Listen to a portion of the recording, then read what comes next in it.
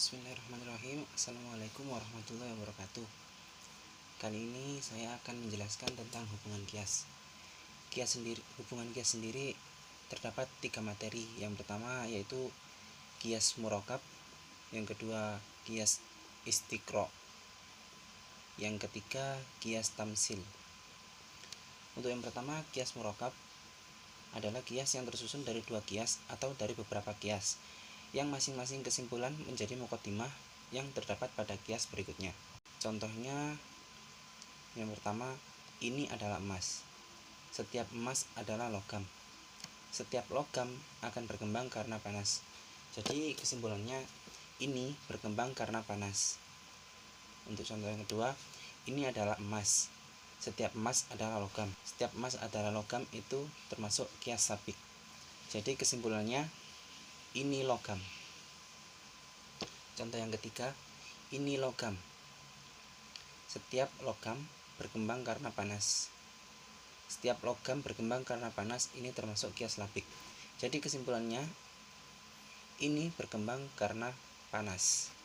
Kias murokab terbagi menjadi 2 bagian, yaitu yang pertama mutasbil an-natijah, yang kedua mabsul an-nataij. Kias yang kesimpulannya digunakan muqaddimah pada kias berikutnya disebut kias sabik.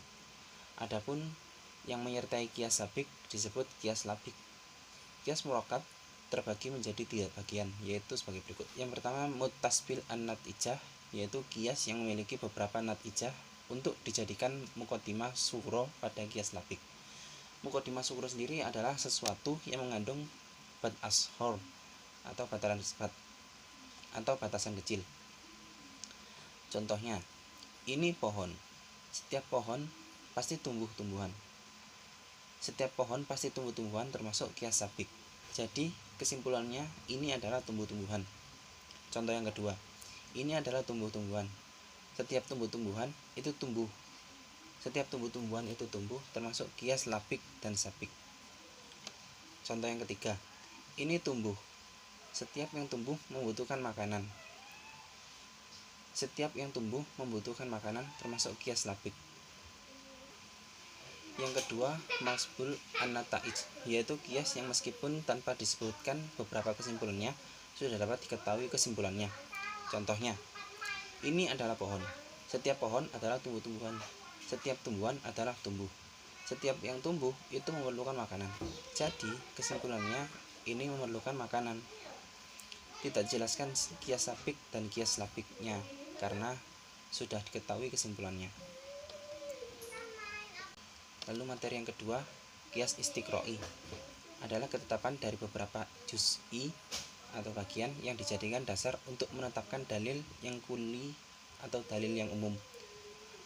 Secara pengertian, kias istiqroi adalah kias yang tersusun dari 2 macam kias, yaitu kias istiqroi tam dan kias istiqro nakis. Kias istiqro tam adalah menyimpulkan ketentuan-ketentuan juz'iyah menjadi ketentuan yang menyeluruh yang menyangkut juz'iyah itu. Contohnya, sebagaimana yang kita ketahui pada hitungan-hitungan bulan Masehi, bahwa setiap bulan mengandung paling banyak itu 31 hari. Oleh karena itu, kita menetapkan bahwa semua bulan-bulan Masehi mengandung 31 hari. Istiqro dalam pengertian ini berfaedah yakin dan pasti. Contoh yang kedua, bulan Januari itu kurang dari 33 hari.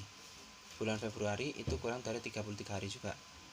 Lalu bulan Maret itu kurang dari 33 hari juga. Dan seterusnya sampai bulan Desember. Maka semua bulan Masehi kurang dari 33 hari.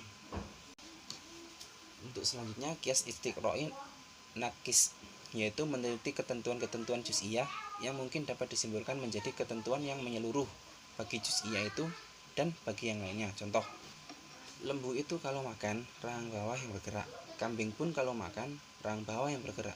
Jadi, semua hewan kalau makan, rahang bawahnya yang bergerak. Contoh yang kedua, perak jika dipanaskan akan memuai. Besi jika dipanaskan akan memuai.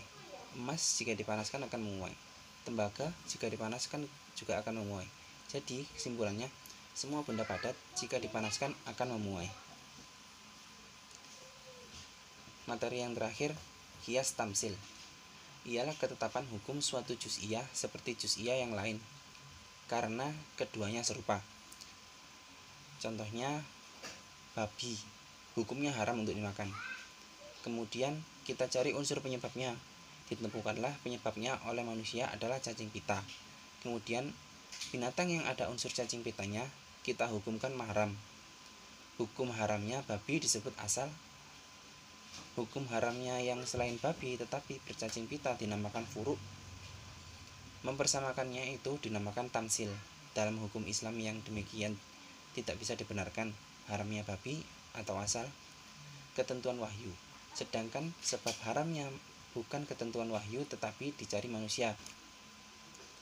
Karenanya ulama sepakat bahwa sebab yang dicari manusia tidak bisa menghapus hukum asalnya. Sekian yang dapat saya sampaikan, kurang lebihnya mohon maaf.